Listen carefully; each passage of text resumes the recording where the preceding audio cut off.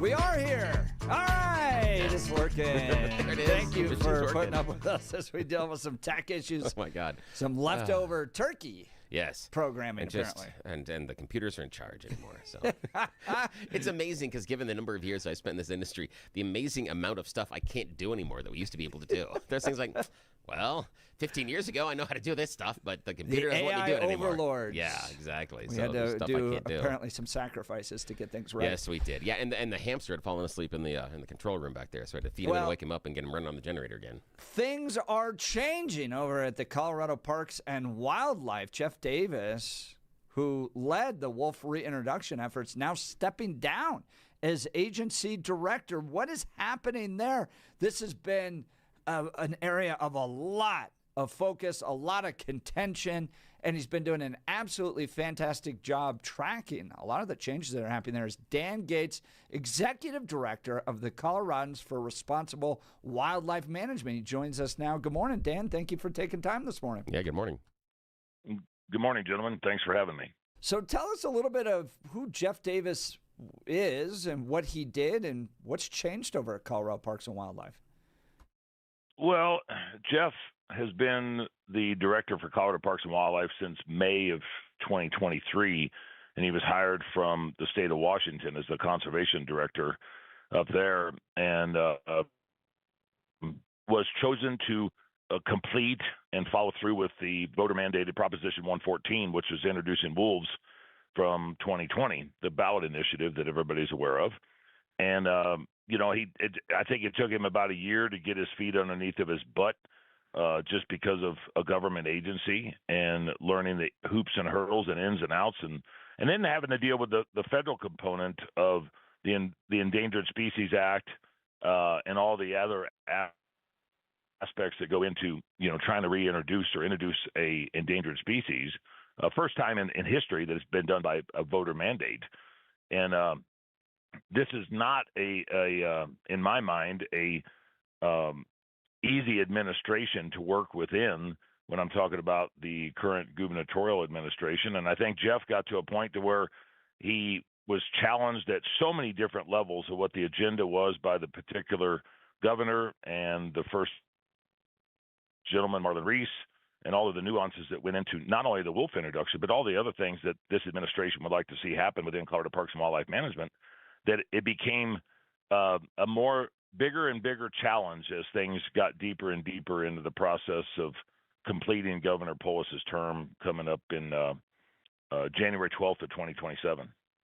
That's Dan Gates. He's executive director for Coloradans for Responsible Wildlife Management. We're talking Jeff Davis, who led Colorado Parks and Wildlife's wolf reintroduction efforts, now stepping down. Can you give folks an update, Dan, on where and how the wolf reintroduction's going? We see the headlines, but we live on the Front Range, so we probably don't deal with it as much as people on the western slope have to deal with it, but it costs too much. Seems like the wolves are dying. It seems like ranchers are losing lots of livestock. From my perspective, I could be wrong, but it doesn't seem like it's working all that well. Your thoughts, sir? Well, there's a lot of successes if you look at the way that the wolf program has been implemented, and there's a lot of befuddlement or possible failures. And I think that anybody that's interested in this, that's been following it for quite some time, can say what I mean by successes and go, well, that's not a success. Well, it is in the sense of a voter mandate of actually bringing wolves on the ground and having litters of pups be born and trying to establish a population that is suitable according to the wolf management plan that I sat on the stakeholder advisory group for 16 of 18 months. And there's a lot of the positivity from the wolf proponents. Then there's a lot of negativity from the wolf opponents, and some sportsmen and the ag industry and even legislators and to some degree commissioners and administrators have a lot of different opinions about how this is played out. But when it really gets down to the grassroots side of it, guys, is the fact that there's so many parts of the puzzle and tools in the toolbox that maybe weren't implemented and put into place prior to a lot of these introduction practices taking place. And I believe 100% in the science-based wildlife management of an agency that has the tools within their grasp to be able to utilize for the betterment of wildlife management and taking into consideration the people and the stakeholders in the process. However, when you have undermining manipulation from agenda-driven politicians, it plays it and makes it hard for scientists and biologists and administrators to do what is necessary when it comes to the boots on the ground, everyday implementation of not just a wolf program, but you talk about mountain lions, what we've dealt with in the past, and you look at the beaver management plan that has been created and the fur bear management plan that is being worked on. When you get people's perspectives about things that they have an opinion on, but no factual basis on, and it starts to undermine the professionalism of organizations and entities and employees, it can be nothing more than a debacle in the end. And there might be some good parts and bad parts to it, but the overwhelming concept of it is, if it's not done for the betterment of wildlife and habitat and natural resources, it's not done overall in a common practice of science. That's Dan Gates, Executive Director for the Coloradans for Responsible Wildlife Management, joining Jeff and Bill live. We are talking about Jeff Davis stepping down a wolf management program. Now, it's something very interesting there. I want to ask you, Dan, in your opinion, what could have and should have been done with the wolf program? We know that hindsight is 2020. There's a reason why the Denver Broncos have film study on Wednesday to look back at what they did the previous week. So if we gave you the Jeff and Bill magic wand, understanding hindsight's always 2020, and some of these things couldn't have been predicted, when we started out. But in your opinion, if we gave you the magic wand and you could design the program as you wanted, what could have and should have been done in your opinion? Well, I think the first and foremost would be a level of transparency and accountability, and given the agency the unequivocal ability to be able to do what was necessary in the steps that they needed to do it in. There was a lot of missteps, and some of that came directly from higher ups that were in hopes of trying to get wolves introduced and on the ground before specific deadlines. And whether you can get into the political side of this however much you want, but the fact of the matter is, Jeff Davis is probably responsible for some of these issues, but he's darn sure not responsible for all of them. And based upon our inner working relationships and what we've had, Mr. Davis was given a task and not all of the tools in the toolbox. And it just goes in to show that political agendas do not fall into line when it comes to the science side of managing wildlife. And I think, communication with the landowners and the stakeholders and the ag producers, full transparency with the legislature, having tools in the toolbox that could be implemented immediately, whether it was range riders or flattery or any other tools that are part of this supposed non-lethal control program, and allowing the landowners and the stakeholders, the ag producers themselves, to be in immediate conversation with the upper levels of administrative staff with Colorado Parks and Wildlife and the Department of Natural Resources, to know what was going on, when it was going on, and to be able to immediately attempt to try to address things in real time, as opposed to a knee-jerk reaction going, well, 2 months after the fact or 3 months after the fact, we're still trying to figure out a way to be able to do this. You mentioned the Denver Broncos. You don't start a Super Bowl winning team and just get on the field and run to the Super Bowl. You have to have all the tools in place. And I think that Colorado Parks and Wildlife had the ability to have those tools in place, but they weren't actually allowed to have those tools in a functioning capacity. And I think that, between the voter initiative, between the questions on financing and compensation, and the pros and cons of this introduction process, not only has it created a stress factor within the agency, it's created a debacle as far as the time incurred just on wolves, pedestalizing wolves, and taking so much time and effort away from the other 960 species of wildlife in the state of Colorado. And so, first and foremost, if I was king for a day, which I don't want to be, have all the tools in place, have all the resources in place, and give the authority of the individuals that are boots on the ground to be able to do what's necessary and act in real time, as opposed to thinking about, well, we didn't think that was going to happen, or we knew it was going to happen, we didn't have the tools in place. That's Dan Gates, Executive Director of the Coloradans for Responsible Wildlife Management. What's happening right now with the wolf reintroduction program? I've heard that the Trump administration's not allowing the wolves from Canada. I could be wrong on that, but then other states aren't interested in sending wolves here either. What's currently happening?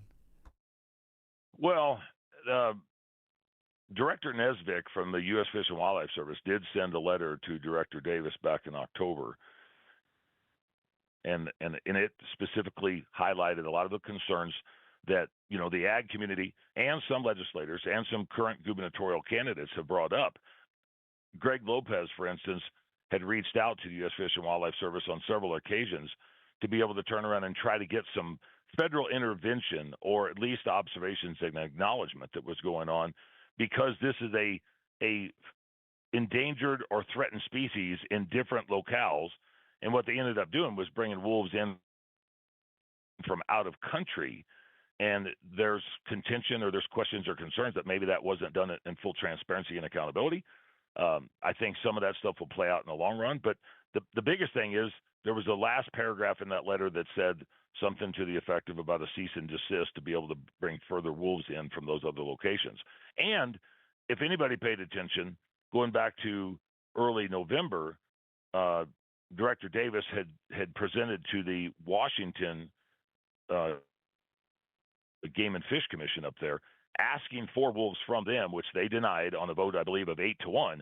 And I think that was the last-ditch effort to be able to turn around and try to get wolves from in-country, because other states that have already denied the opportunity and tribal relationships have already denied the opportunity to bring further wolves in. So it's a lot of, I think, finger pointing and he said, she said, woulda, shoulda, coulda. But at the end of the day there's a lot more eyes on this subject than what people originally intended to have. And I think the higher-ups in this particular administration weren't happy with the results that Director Davis was willing to or could be able to try to complete. Where do you think this goes? Do you think they continue to try this effort? I've heard arguments that the mandate via the ballot initiative was that we did an initial reintroduction, that it wasn't an ongoing effort to reintroduce. Is that true? Where do you see this going? Well, I don't think that's fully true. I mean, there's specificity within the management plan about X number of wolves over a certain period of time to be able to establish a viable population. And to be able to do that, you have to have genetic diversity. So, if you're looking at from the science side of it, look, and I'm going to preface this. I wasn't a proponent of wolf introduction through a ballot initiative. If they came in here naturally by the cycle of attrition, I and 99% of the sportsmen and ag producers that I've been dealing with have no problem with that, as long as the state and the agency had the ability to manage those populations accordingly for the betterment of the wolf populations and all the other wildlife species and the people that would be dramatically affected or benefit off of that immediate natural translocation, so to speak. If you look at what's happening, and we talked about Director Davis resigning, but here recently, sports person's representative Murphy Robinson just resigned off of the Parks and Wildlife Commission. And it shows that there's a concern or maybe a dysfunction in the administrative side of this from the higher ups working its way down. And I think that, while I won't speak on behalf of Commissioner Robinson, I think the integrity and the professionalism and civility and decorum that he brought to the table will be missed significantly, because he brought some logic and tried to hold people accountable. And for whatever reason, he decided to step down for a variety of things, I would believe. And there's been comments about conflict of interest or something. This is not something that is good for the agency in Colorado to be able to turn around and have this sort of turmoil that has disrupted an agency, a $400+ million agency nonetheless, to be able to turn around and manage Colorado's wildlife resources appropriately. That's Dan Gates, Executive Director of the Coloradans for Responsible Wildlife Management. We're talking the resignation of Jeff Davis, Colorado Parks and Wildlife's Wolf Reintroduction Director. And, he's overseeing that process. He now takes on a role that's kind of advisory, and there's been some headlines about that as well. So he's sticking around. The government's still sending him a check, but not directing the efforts anymore. Is that correct? That's correct. They just recently appointed a acting director, Major General Laura Cleland, I believe. We just had a meeting with her the other day for the first time, and we're hopeful that she is looking to step in and kind of right the ship temporarily until they put a new director, a permanent director in place. But you're right. Director Davis is now taking a role into a policy advisory capacity consultant deal or something with the Department of Natural Resources.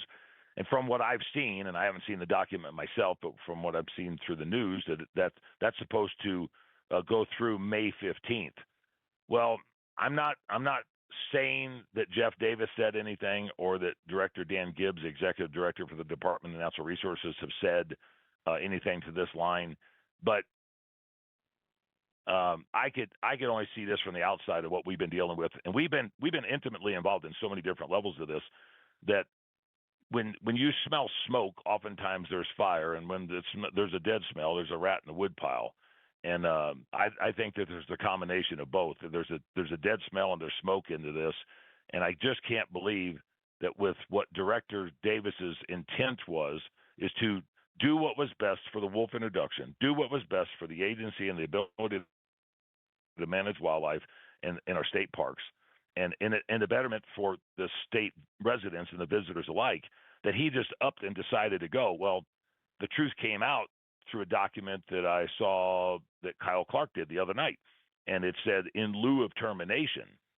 Well, whether it's a buy-off or whether it's a placating to the process or whatever, it's not a good eye and a good vision for these type of things to happen when there's so much questioning and concern about, the ability to work for the benefit of the stakeholders and the landowners and the ag producers that I mentioned.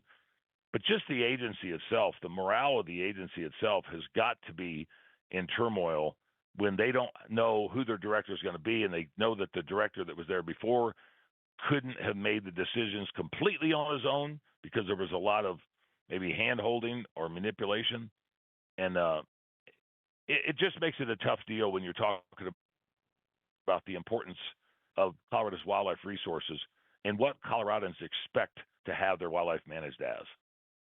I mean, do you think the manipulation's coming from the first gentleman? Is it Marlon Reese? I think maybe is his name, who is the husband to Jared Polis. Is there a lot of influence coming from him? I believe there's a hell of a lot of influence coming from first gentleman Marlon Reese.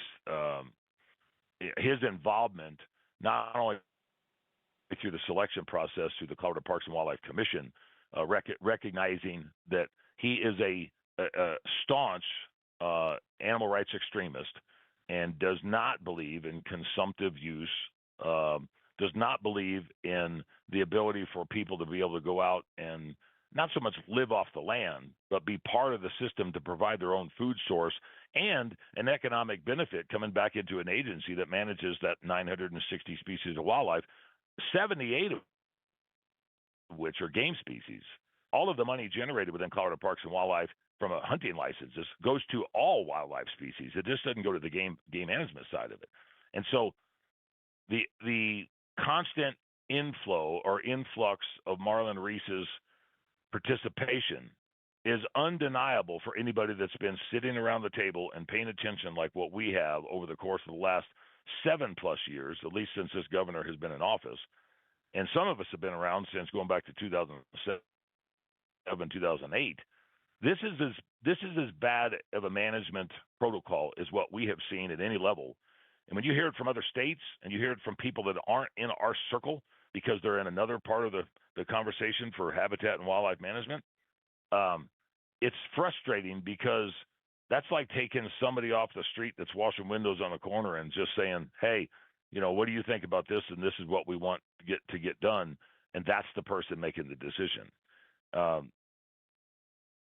Now, Dan Gates, the biologists within Parks and Wildlife, yes, sir. Yeah, no, I just want to interrupt just there for a second. I apologize. Dan Gates is the executive director for the Coloradans for Responsible Wildlife Management, joining Jeff and Bill live right now. We're discussing the Wolf Reintroduction Program and Jeff Davis stepping down as director of the program. I want to just get your personal opinion on the why Marlin, the first gentleman, was given so much input and or influence on this program. I personally find it rather odd because he's unelected.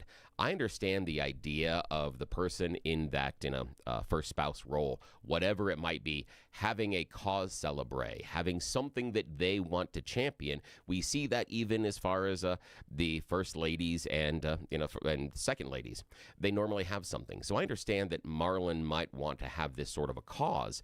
But in your opinion, why do you feel that he was given so much, and I'm using air quotes, power over the program and so much influence, especially given that it is a government-run program? Normally, in these situations with first spouses, we don't see them have this much command and control over government programs per se. When you were talking about it, I harken back to Hillary. That's where I was going. This is why we do the show. Right there in the eyes. Yeah, Hillary, when she was first lady, that's exactly where I was going. I was setting the table, and Jeff I alley-ooped it, and he dunked it. So, Dan, in your opinion, why do you feel he was given so much influence?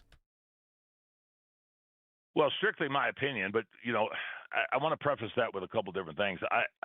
For people that don't know, and it's not that big of a deal, but I was actually appointed by Governor Polis to another term. I was first appointed by Governor Hickenlooper, and then appointed by Jared Polis to sit on the Habitat Stamp Committee, which is a governor appointed and Senate confirmed. I was also appointed by Director Prinsloo to sit, Director Broscheid and then Director Prinsloo, to be able to sit on the Wildlife Council, the Colorado Wildlife Council for Colorado Parks and Wildlife. Currently, I sit as a sportsman's chair for the Sportspersons Roundtable, and I've been on a plethora of different other capacities that gives me a little bit of a different opinion when you get a chance to see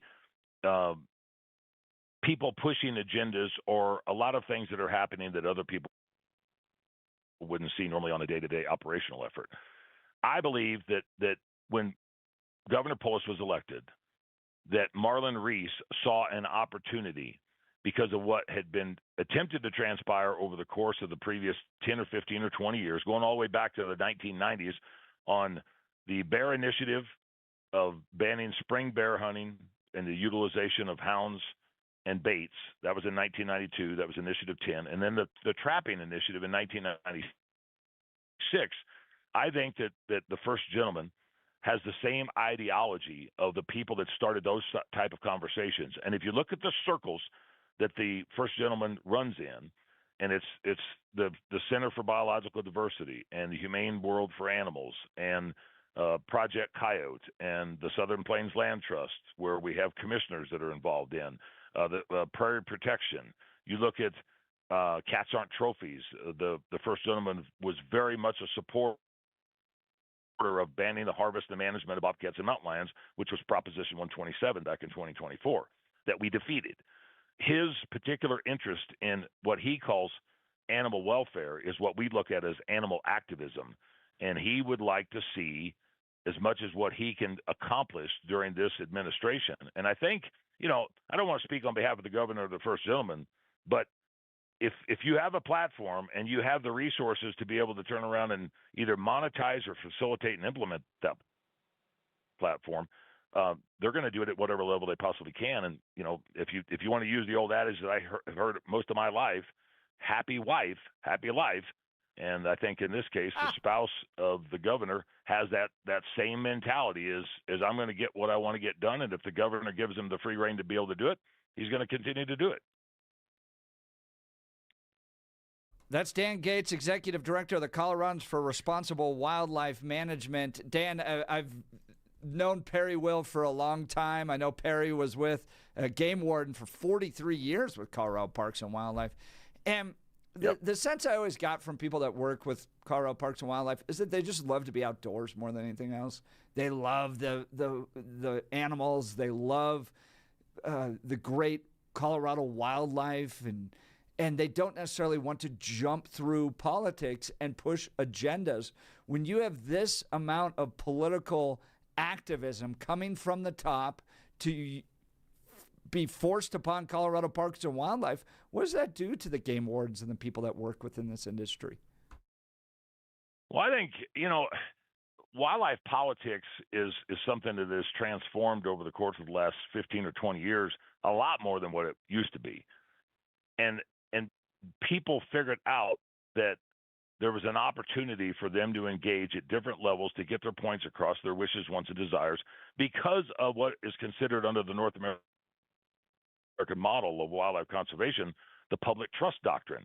Wildlife belongs to everybody, but not everybody has the same type of interest in it. And we know that wildlife, in a sense of a commodity, pays for the management of itself through license purchases and through excise taxes under the Dingell-Johnson and Pittman-Robertson Acts on the federal government side. And so you talk about, the game warden side of it. These people that I've been around for the better part of my adult life, since I was 12 years old, were career-minded. This is their livelihood. They care about wildlife and natural resources. And what you're seeing in the agencies around the Western United States is this transition of ideologies amongst employees, more often than not, that become a day-to-day job for them as opposed to a lifestyle and a livelihood and an actual career. There's a lot of people that jump in and say, I want to do this, and then you see them 2, 3, 4, 5 years. They decide that's not for them, and they go completely to a different field, maybe even move out of state. When you see the political overriding that goes on, and not just Colorado, it's happening in Washington and Oregon and California and New Mexico and a lot of different other places.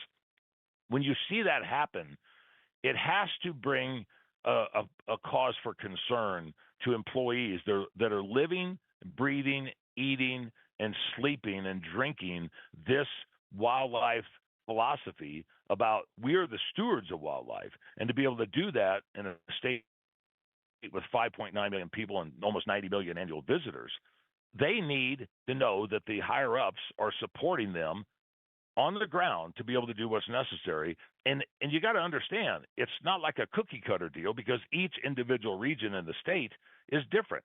It's different for the topography.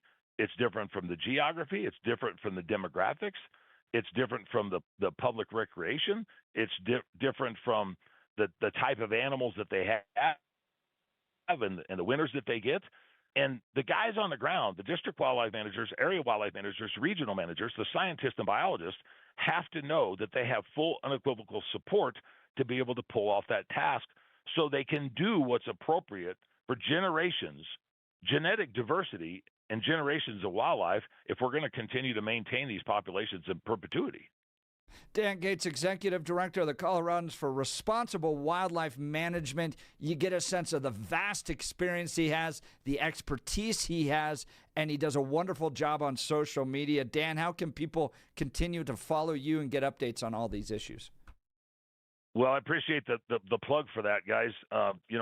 Through the Proposition 127 campaign, we didn't ever intend on doing a lot of what we're doing afterwards, but we have a podcast called Through the Gates. It's Through the Gates to Save the Hunt, and you can find that on YouTube or any of the Spotify, any of the platforms or formats that anybody would listen to. You can also contact us through SaveTheHuntColorado.com. That's the website we have. We're always looking for funds. We, not just a fundraising deal here, but we are the only organization in the state of Colorado that provides full-time lobbying representation at the Colorado State Capitol for sportsmen and women. We are partners with 23 other organizations on a coalition called the Colorado Wildlife Conservation Project. But we do what we do because we are a 501c4.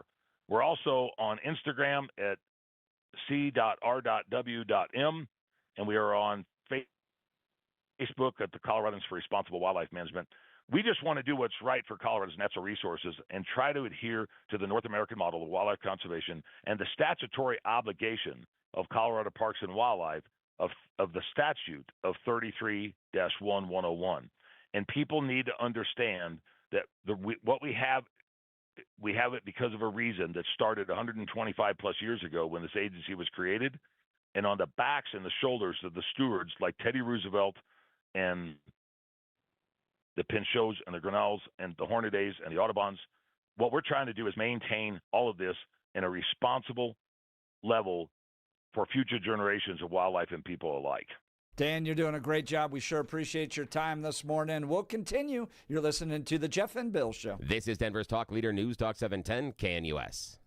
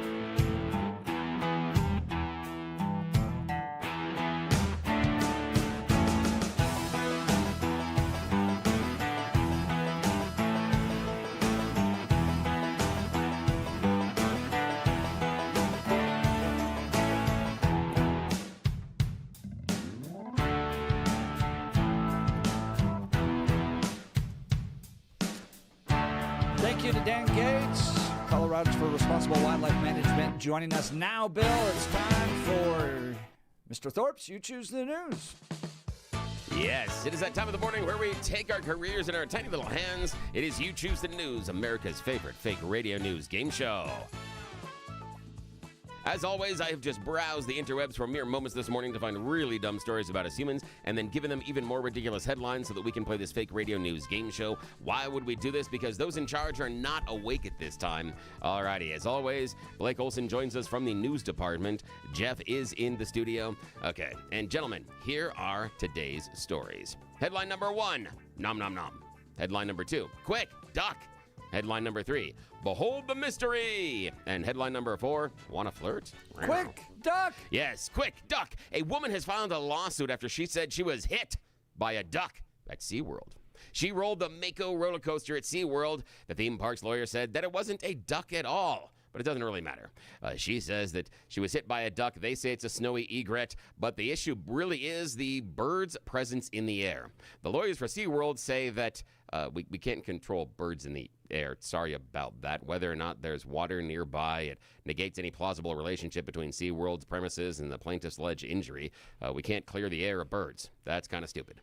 But she still says SeaWorld is responsible for the injuries. However, it's interesting to note that at the park, she refused any medical treatment because she told the people she didn't want to miss out on riding the rides. But then she went and sought medical treatment the next day, and all of a sudden, lawsuit appears. Ta-da! Wonder how that works. I'm sure there was a lawyer there. I Yeah, know, continue, exactly. sir. Alrighty, Blake. Nom nom nom. Behold the mystery or wanna flirt. Nom nom nom. Nom nom nom. Or he's a bad egg. A New Zealand man has been charged for theft after he allegedly stole a diamond-studded locket in a really unusual way. It's a Fabergé egg locket valued at about $20,000. Police went to Partridge Jewelries in central Auckland. The 32-year-old now needs to undergo an assessment to figure out exactly what he did with the egg. Now, the egg is set with 60 white diamonds, 15 blue sapphires, and according to the jeweler's website, opens to reveal an 18-karat gold miniature octopus inside. It is the famous Octopussy egg inspired by the 1983 James Bond film of the same name. Where's the egg? In his tum-tum. When he was going to steal it, he went and... Brilliant. Yeah, so he's got it in his tummy, and they're doing a medical assessment to see if they can get it out, or they're going to have to wait until someone else has to go fishing. Yeah, okay. Final choice. Jeff, behold the mystery or wanna flirt? Want to flirt? Yeah, you want to flirt? Well, somewhere out there, there's a woman that just has rejected another can of Monster Energy drink. So Monster Beverage Corporation is introducing Flirt. F-L-R-T, a woman-focused brand of zero energy drinks. Yeah, this is stupid. Okay, back to you. Speaking of stupid, Yes. the Jeff and Bill Show will continue. KNUS. We'll be right back.